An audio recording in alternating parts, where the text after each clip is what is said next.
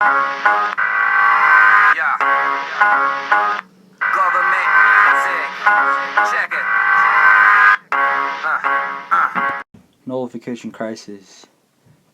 Andrew Jackson was the seventh American president who served in office March 4th, 1829 to March 4th, 1837.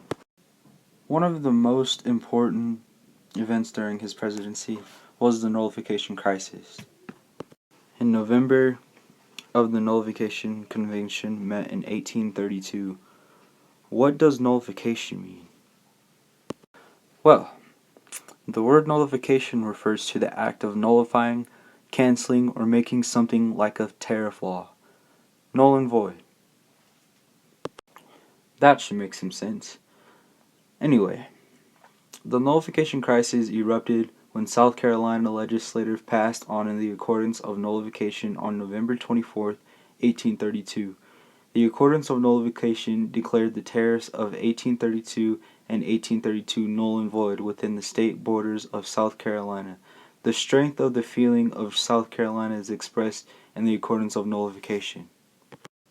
The Nullification Crisis was a selection of crises during the presidency of Jackson, who was created by South Carolina's 1832 Accordance of Nullification. The 1832 Nullification Crisis was caused by the introduction of series of protective tariffs. The South saw these protective tariffs as severely damaging to their economy. The Southern states contended that their livelihoods were being harmed, and first by having to pay higher prices on goods and the South did not produce. And the second reason was because it increased taxes on British good imports and it made it difficult for Britain to pay for the cotton they imported from the South.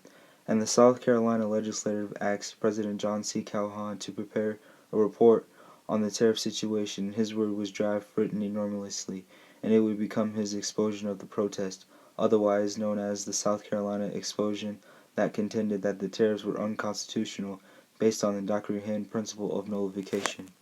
John C. Calhoun believed that 1828 tariff abomination would bring poverty and utter desolation to the South.